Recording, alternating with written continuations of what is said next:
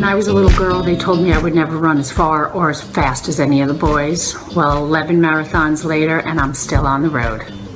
I was told that a woman's place was in the kitchen.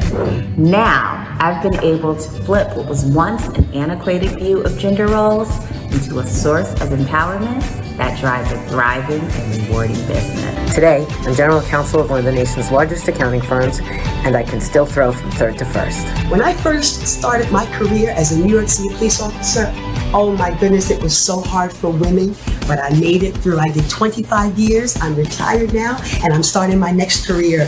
Fitness is what I do. I was told that men were the breadwinners, and women stayed at home with their children. However, I am a successful working mother and so proud to have raised an amazing daughter. When I was a little girl, I had dreams. And I made them come true. Well, good evening, America. It is 7 p.m. Wednesday, August 22nd, and this is Queer News Tonight, the world's first live LGBTQ daily evening news. It is time to queer up the news. Watch as we bring you these and other stories from the LGBTQ headlines.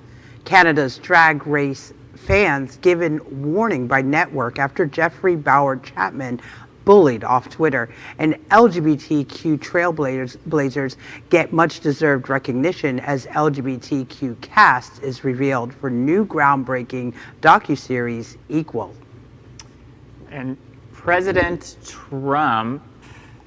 Conspiracy shows fewer voters saying that they are by mail, and a new Pride-Centric train staffed entirely with LGBTQ later this evening. After that, Wednesday, 8 p.m., It's Happening Out dives into the violence in Wisconsin and questions why unarmed men keep getting shot in the back. Then on Thursday at 8 p.m. on Gay Town Hall, the show with the most diverse group of LGBT individuals you are going to see anywhere, as we talk about why so many in the LGBTQ community identify as Karens and what we can do to stop bullying. So good evening, America. It is 7 p.m. Wednesday, August 26, 2020, and it's time to queer up the news. We are literally out of the closet and into the headlines. So many of your stories we're going to tell this evening on Queer News Tonight. Tonight on the world's first live daily queer evening news show. Tonight's news about the gay community and the news from an LGBTQ perspective.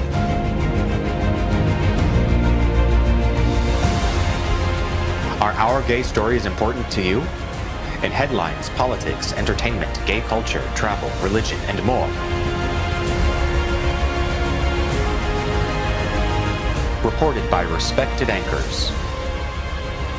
Out of the closet and into the headlines on Q News Tonight. Well, thank you for joining Queer News Tonight. We are live. This is an unedited show, which you've already seen. Anything can happen. This evening, we bring you the news of and a perspective from the LGBTQ community. I'm your anchor, Al Ferguson, and these are my co-anchors, Aaron Darr and Chef Josie. Let's queer up the news. Tonight we bring you queer headlines. The LGBTQ community in America is diverse. The LGBTQ community around the world is vast. And we bring you the bullet points of queer news for today, Wednesday, August 26, 2020. We begin by queering up Vote 2020. Melania Trump and what the LGBTQ community has watched so far at the RNC. Watch this.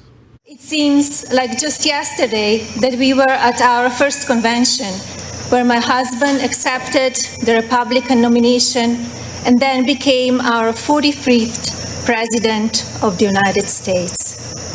Yet the energy and enthusiasm for who should lead this nation, it is real today as it was 4 years ago. I know I speak for my husband and the entire family when I say we have not forgotten the incredible people who were willing to take a chance on the businessmen who had never worked in politics. Tuesday was First Lady Melania Trump's moment to not only offer a more personal and soft portrayal of the commander-in-chief, but also to broaden President Donald Trump's appeal among women. 4 years after her controversial 2016 speech, which was overshadowed by accusations that portions were plagiarized from former First Lady Michelle Obama's 2008 convention speech, and the grim tenor that dominated the first night of this year's convention, Mrs. Trump delivered a far more positive address. She even did something that no one else had done at the RNC so far: showed sympathy for those who have died from COVID-19. It also almost seemed like a speech from a first lady from a different administration. You know, interesting watching this, just to elaborate on something that the First Lady said. Donald Trump is as real today as he was 4 years ago, and I completely agree with that.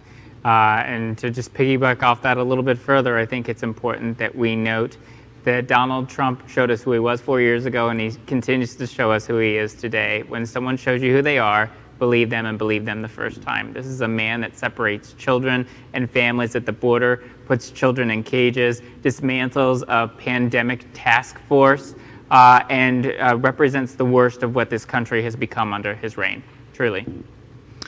Quite frankly, I don't know how Melania Trump is supposed to persuade women to vote for Donald Trump. As a woman, I'm telling you, there's nothing she could say that would change my vote on November 3rd. Well, at the risk of having my "I'm going to vote for Joe Biden" voting card for November 3rd, I have to say that I thought her speech was among the most impressive seen yet at the RNC. Now, the pool is so shallow that almost, a frog could croak, and it'd be a great RNC for the frog. But I do have to say, I liked a lot of her presentation and what she said, especially the recognition to children and to families that have been so dramatically affected by her husband's decision-making in COVID-19. Next, we queer up the USA. Walgreens cashier makes mistake getting in the way of the wine. Watch this. You're in a hurry. I am. Are you ahead of me? No, she was way ahead of you. Okay, well, she should be in line and go her turn. She was before you. Okay, she should go. I think she's being polite. Maybe. She's just tired of listening to you. I bet she is, but she should go. She's in line. Definitely. Ma'am, I need your ID. I have American Express as partner. I bet that's it. You have no product in there because you've given me no ID. Karen, what's your last name? I have a American Express card that's platinum. Do you want to give me an ID? You don't give me a manager. I am the manager. She is the manager. I don't believe it. I'm here every day. I have to show my ID every day. Okay, I'll give you my ID. Right here. Here you go. That's all we had to do. Here you go. All we had to do. Platinum. Thank you. Cool. It's a platinum. We're all in Sweet. You don't know anything about. You look very rich. You do. Yes, I'm rich. Platinum. Something you've never seen. Bye. Yeah, it's really heavy too. Facebook is going to love you. Yes, she's very rich. In a story that seems hard to believe if we didn't see the video, a woman at a Walgreens has what can only be described as a meltdown. As she cuts in line, and then when she goes to purchase her wine, she refused to give her ID. Then, in even more confusing behavior, the woman waved a platinum card around and claimed that she was very rich, and that whomever was recording it would never see that type of card despite them being fairly common. Karen culture appears to be very alive and very unwell. Oh my God. This is just another example that money doesn't buy everything. We are watching these kind of scenarios all over America, almost on a daily basis now. I'm looking forward to the host at Gay Town Hall. Tomorrow night at 8 o'clock, the first segment is going to be on bullying and being Karens. And an interesting take that Gay Town Hall hosts are going to talk about is gay LGBT community doing it even to themselves. It's going to be a fascinating conversation. I encourage you to tune in. Well, from this Aaron to that Karen, let me tell you, money can't buy you class. Next, let's queer up the world. New Pride-Centric train staffed entirely with LGBTQ crew. Watch this.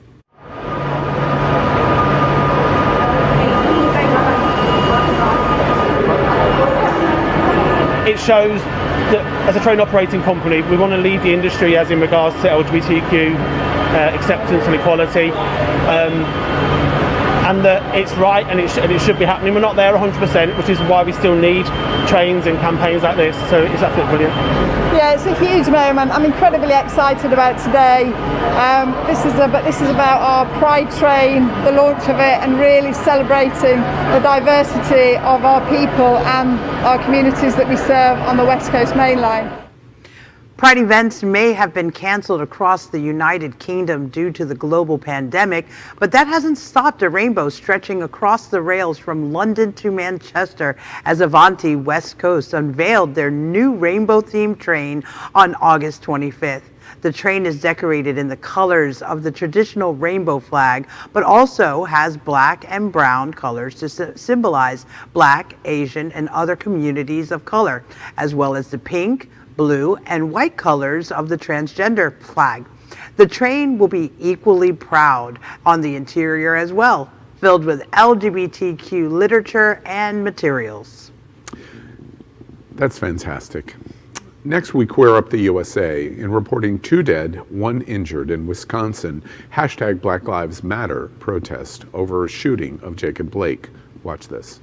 Breaking news overnight from Kenosha, Wisconsin. At least 2 people were killed there last night, another wounded when shots rang out during protests over the shooting of Jacob Blake by police. We are still learning about the victims and about who allegedly opened fire on the 3rd straight night of clashes in the city. Blake's attorney says the 29-year-old endured as many as 8 bullets, 1 severing his spinal cord. Blake also has bullet holes in his stomach and liver, shattered vertebrae, and kidney damage.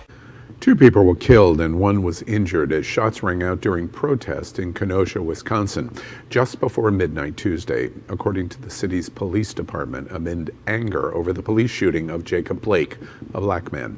The shooting in Kenosha follows a familiar call from an armed militia to defend the city during Black Lives Matter related protests.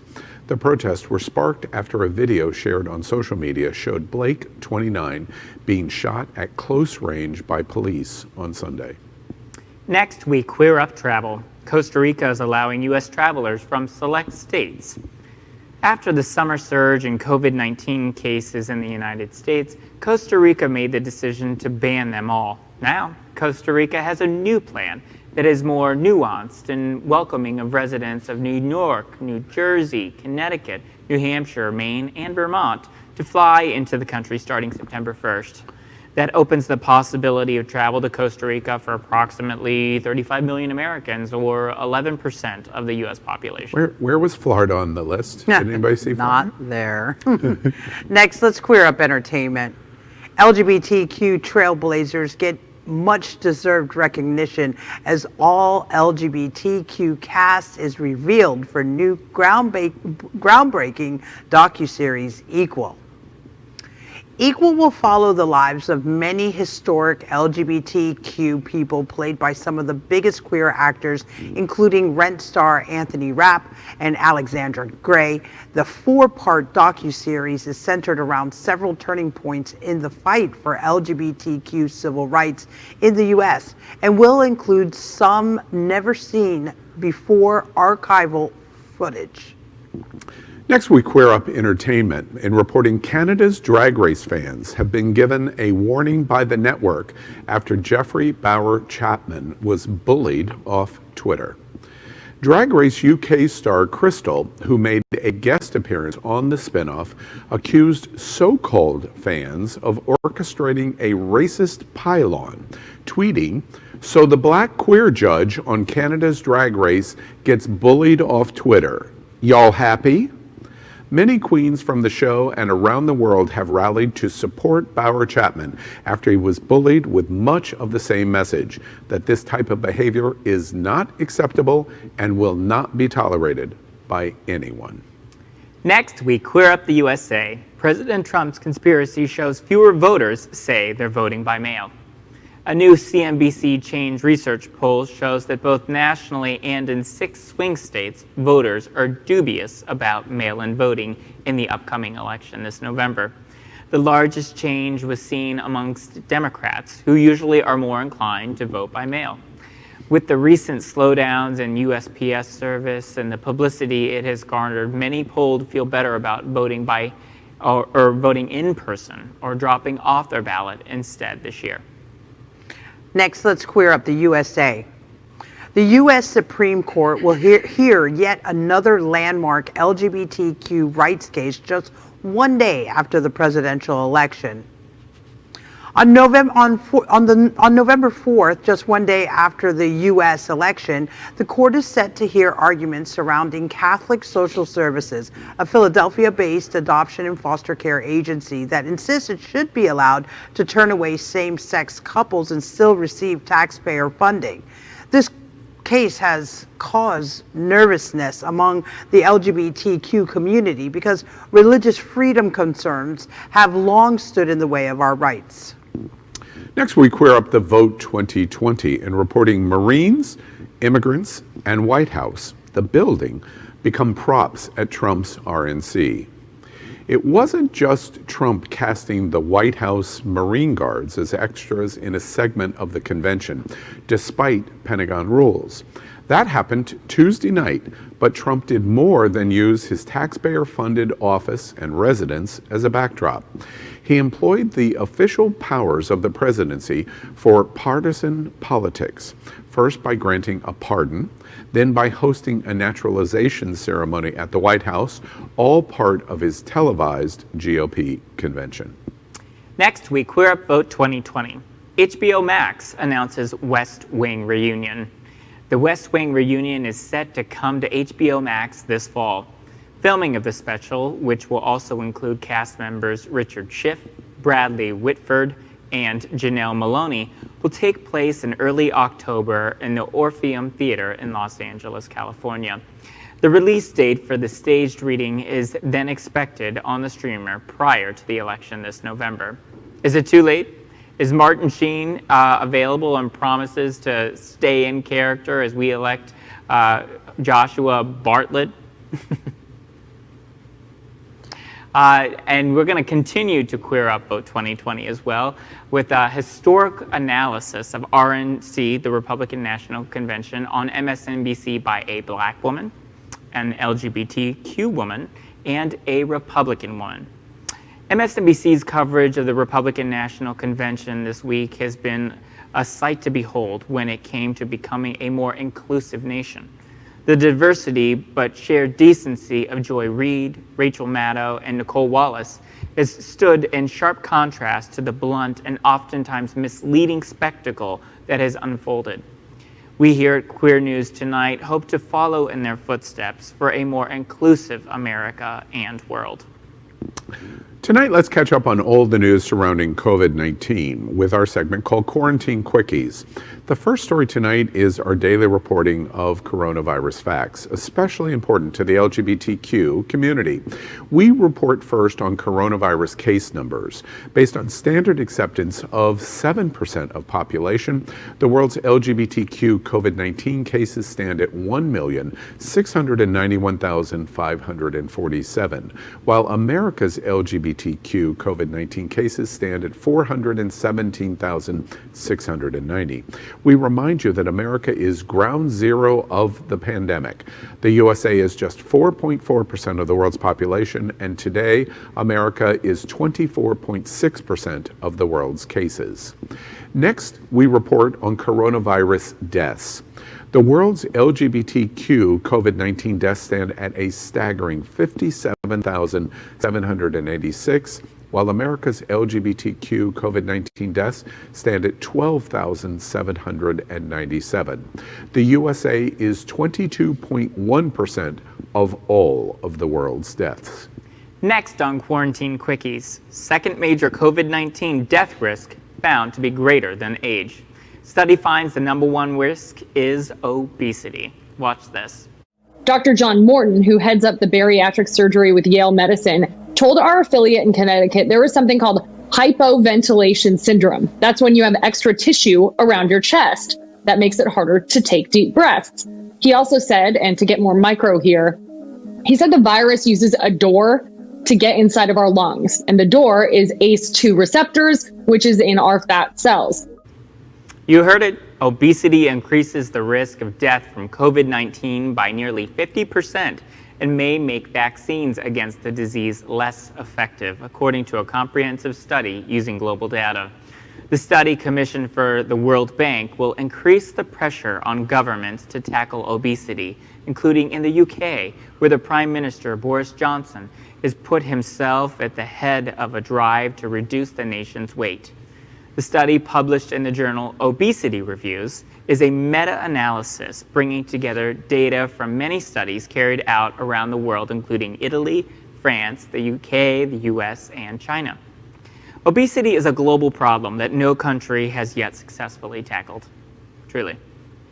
Now is especially the time to stay healthy, folks. Obesity has been a problem in our country for a long time, and clearly now it's global.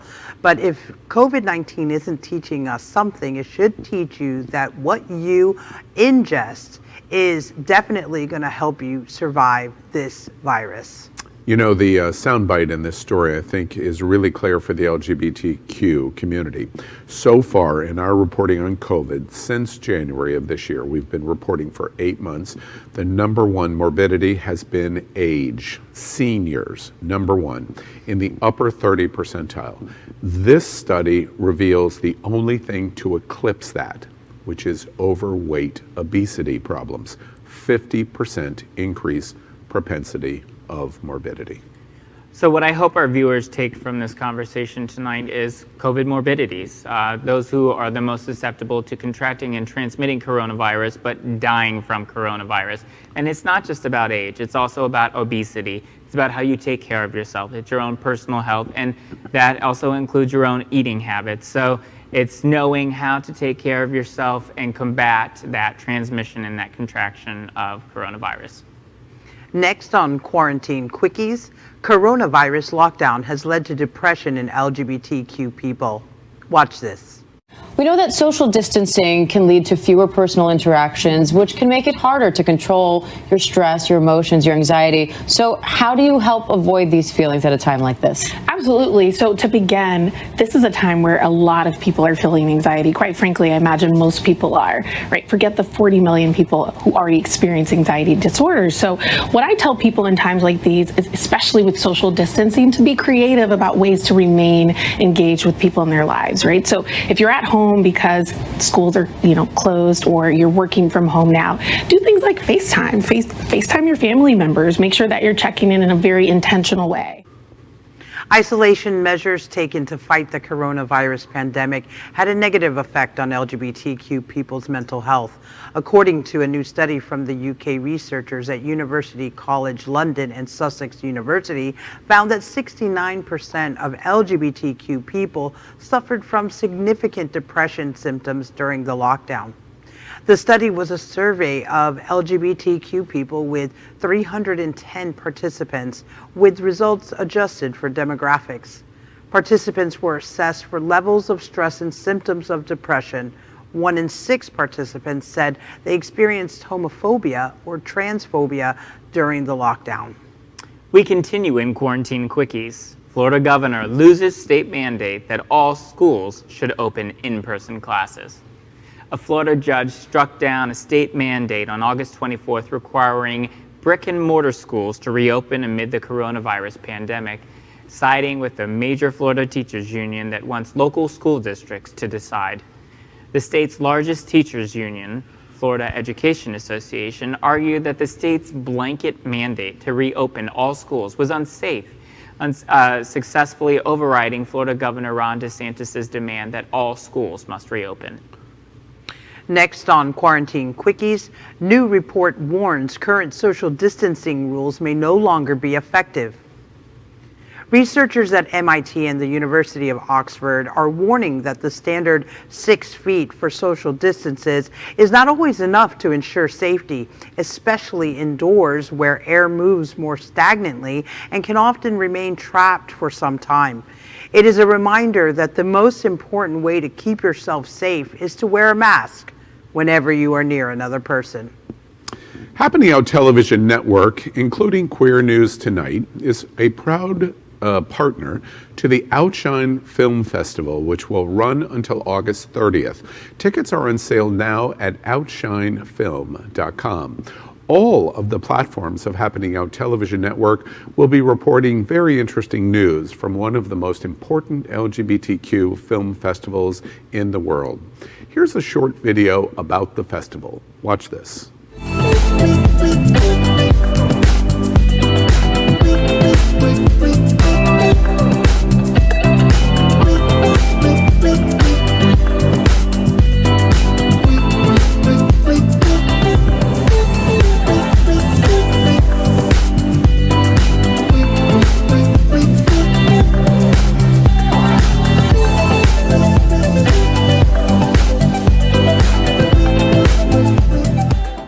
This evening we feature the film FirstBlush.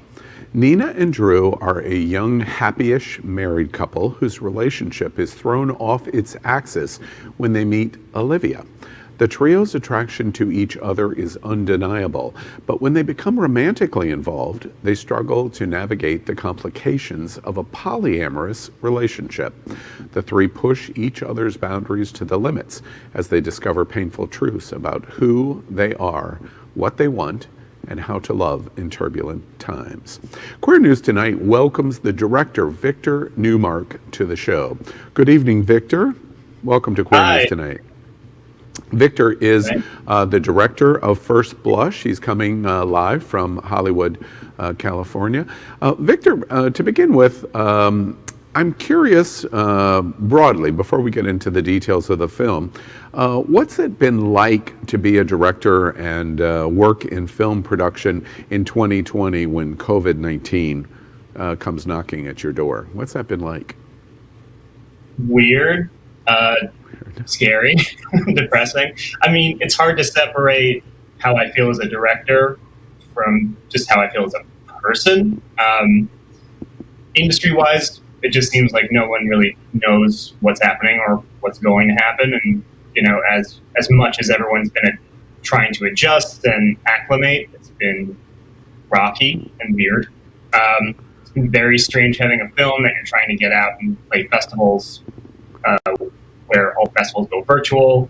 It seems like it's new territory for most people, so it's been interesting. It's an observation in reporting on the Outshine Film Festival and many independent films like yours. It's a recurring observation that I continue to hear. We're blazing into new territory that we haven't done before. And speaking of that, let's talk about FirstBlush. Tell us a little bit about this story. So it kind of came about because I wanted to tell a story about three people in a relationship and sort of hit a lot of the same beats that you would see in, you know, your typical studio rom-coms and love stories, but do that with three people instead of two people. It just seemed like I hadn't really seen a film like that, and it felt like a good gap to try and fill. And I wanted to explore what that would be like. Felt like a juicy idea. It's very interesting. It's also unique in that this is being broadcast by the Outshine Film Festival, and because it is virtual, you're not sitting at any given one moment. You have a period of days in terms of how FirstBlush is distributed. I think it's interesting to me, and the first time that we've been exposed in 2020 to virtual independent film festivals, especially in the LGBTQ community. If you would have displayed FirstBlush previous to this year, you might have 300, 400 participating in the theater for the film broadcast. Now, literally, you can have thousands watch because they're introduced to the film. What's that experience been like in terms of the differences? There are some positives, isn't there? No, absolutely. As cool as it is to see your movie in a room with a bunch of people and get that reaction in real time, I think it's also really cool that people all over the place can watch it, and it's, my goal with this movie is to get it in front of as many eyeballs as possible. So the idea of, potentially thousands of people watching it instead of just a couple hundred is obviously a very exciting idea. And hopefully people will go up for it. In that, I apologize for interrupting. And in the same vein, I'm curious about your reaction of participating. You're an independent filmmaker displaying FirstBlush. What's the value of, in today's age, having an independent film festival, especially in the LGBTQ market? What's the value of film festivals today? COVID or no COVID? What's the value of independent and LGBTQ film festivals? Well, I think it's important to feel as if you have a community and you have a lot of people that share your interests, not necessarily all in the same city too, because it's with the COVID of it all, people are feeling very isolated. I know I am. And I think it's very important to feel as if you have like-minded artists and audiences who are going to come together for similar reasons, just to feel a bit more connected or a bit more, a bit less alone. Yeah. I'm curious, so our year ends, hopefully the election ends the way much of the community would like the election to end. If you had your choice for 2021, having both the experience of 20 with COVID and previously as an independent filmmaker, director prior to 20 of COVID, for 21, what's your choice? Would you like to be virtual or would you like to be in person? First up, I would just like 2020 to end. So I'll take whatever. As long as we have to hear live. I'll take either way. I don't care. I just want 2020 to be over. Victor, that is a great soundbite. We just want 2020 to end so we can celebrate next year, whatever next year brings. And America, we bring your attention. If there is a year and you want to continue to celebrate independent film and LGBTQ film, it's very important to support our 501c3s. This is the year. It has been a very difficult process. Outshine Film Festival, one of the best in the world for the LGBT community. And this is just one of more than 40 examples of outstanding films that you can see called FirstBlush. And you want to go to outshinefilm.com to participate in this film festival and this great film called FirstBlush. Victor, we thank you for being with us here tonight at Queer News Tonight. Thanks for having me. This is great. All right. Happening Out Television Network is broadcasting on our brand new set in partnership with the Sunshine Cathedral. Speaking of 501c3s and support, this is the world's largest queer church here in Fort Lauderdale, Wilton Manors, Florida. And we joke, the gayest place on planet Earth. Our support of their Sunday celebration is the largest LGBTQ religious broadcast in the world. Every single Sunday at 10:30 a.m. live Eastern Time. We encourage you to tune in, and Sunshine Cathedral is my queer church. Watch this.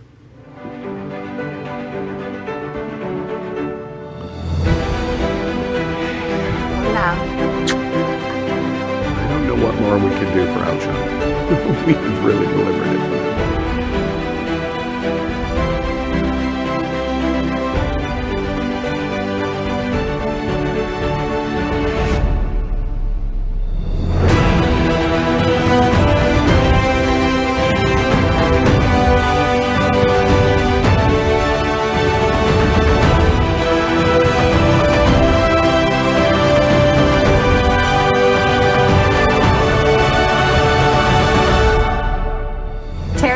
Music Ministry Artist in Residence. Similar stuff videographer. Sunshine Cathedral is my queer church.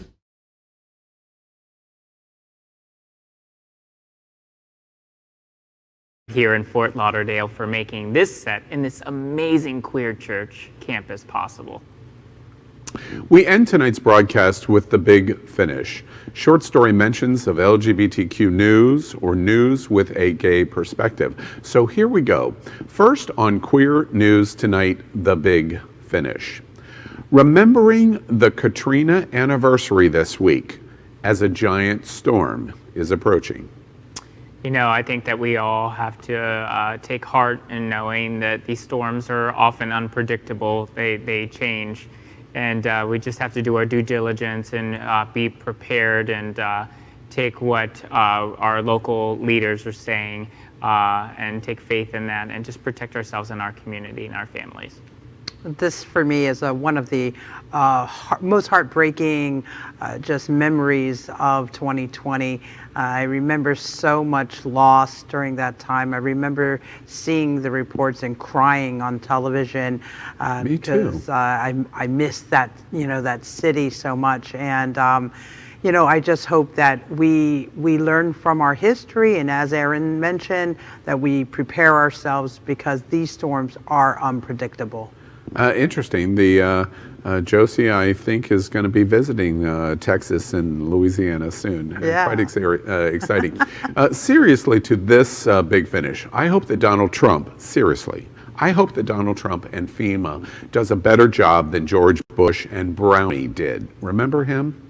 Jokingly, for all of the talk about God hating the gays, these hurricanes sure do hit a lot of Republican-leaning states. Makes you think twice, doesn't it? The Big Finish. Love Island stars fear adding same-sex couples would be too complicated. I just have to say, and looking at the photo of the cast, what makes them think that perhaps there aren't already homosexual relations occurring off camera? All I have to say is I'm laughing at homosexual relationships. All I can say is I saw the preview for this new season just the other night, and I'd watch that. Calling anything that goes on during Love Island complicated would be the second biggest stretch of a season featuring gay men. Pause. Think about the joke. Stretch. Aaron, get it? Yeah. The Big Finish. The Stand. CBS's All Access sets its premiere date for a limited series of the Stephen King novel. I'm actually really excited for this. This is life totally imitating art, and this is it, guys. This is, as long as we vote against Donald Trump on November 3rd, this is our president. It's too late. Oh my God. I know that I just, finished getting over watching The Handmaid's Tale and then Donald Trump taking office. So I don't know if I can take all this horror in 1 year. Yes, exactly. Seriously, this is my favorite book of all time. I have probably read it 10 times. Wow. It's a masterpiece in storytelling. I am going to be glued to my seat. It's about a president that destroys America and the world in a massive pandemic as being Satan on earth. Oh, wait. That's the original King novel from 1978, right? Oh. The news story CBS is telling started in 2015. The infection was first reported on Fifth Avenue in New York City in 2016, right? And the pandemic wiped the world out by 2020. Wait, I'm confused now. Am I talking about the same story, right? Oh, God. Right. The Big Finish. America's purchase of summer 2020. Cheap plastic backyard inflatable pools. This doesn't surprise me at all. Which, by the way, just love the photo. I'm loving the photos. Hello, Thank you, gorgeous. David. Oh. David Hopkins did that photo. Anyway, I know he did. Hey. Story's over. Story's over. What was this story about again? Yeah, Inflatable exactly. pools. Yeah, don't have one. Actually, in the process of getting a pool ourselves and cannot wait. Aaron's still talking. Can we go back to the photo, please? Yeah, go back. All right. Oh, yeah. Wow. Nice. How much is that dog? Well, We are so listen, gay. I'm gonna trump the picture, okay? Or maybe we'll reenact, because I just received in the mail our pool for the bed of our truck. So I am super excited to ride around with She's this a lesbian. truck bed pool. Big truck. Okay. Yeah. Oh my God. All Perfect. right. I have seen this so many times this summer. Aaron and Misty serving each other over frozen margaritas in their little inflatable plastic pool. It's just so cute. These two, it's called Caucasian garbage. As for Red America, honestly, I am just happy for once it isn't guns as the most popular purchase of the summer. The big finish. Bette Midler was called a racist today after saying Melania Trump still can't speak English at the RNC. I just want to kind of elaborate on one of my favorite poetic moments by Bette Midler. Her Twitter a couple of days ago stated that if you had a choice to come back in the next life as a urinal cake in Port Authority or look exactly like Donald Trump Jr., what color urinal cake would you be? Yeah, well, I mean, listen, I have to agree with Bette Midler. truth. Come on. Melania doesn't speak English, so that is what it is. And if that makes you a racist, then we should all be looking at Donald Trump instead. Hey, I don't care. Do you? Yeah. Thoughts and prayers.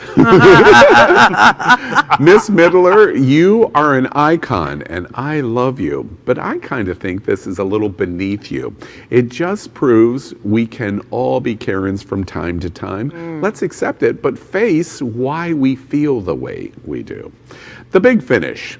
Happy birthday to Big Dick Top, James Bond, 90th birthday of Sean Connery. Hey. Oh, hey. My heart belongs to Daddy. That picture is 1962. He was Doesn't way look like ahead that of anymore. Yeah, it probably doesn't, but in other words, happy birthday. Happy birthday. Yeah, Daddy looks good.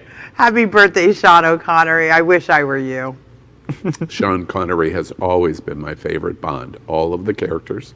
He was all man, and I'd let him hit me in the face any day. And that's that. That's that, guys. That's today's news for the LGBTQ community on the world's first daily LGBTQ evening news show. Remember, if it's important to the LGBTQ community, it's important to Queer News Tonight. But you must help us. Click subscribe on YouTube and share this news. We are literally out of the closet and into the headlines. Gosh, we've proved it in the last 5 minutes for sure. This is the only source of live LGBTQ news in the world, and your community needs your support. And as always, please remember that you are not alone and that together we will get through this crisis. We are here with you, and this is Queer News Tonight. We hope you join us tonight at 8 o'clock for It's Happening Out, and tomorrow night for Gay Town Hall. Thank you for joining us tonight on Queer News Tonight. I'm Al Ferguson, and on behalf of Aaron Darr and Chef Josie, we'll see you daily and tomorrow night at 7 p.m. Good night, America.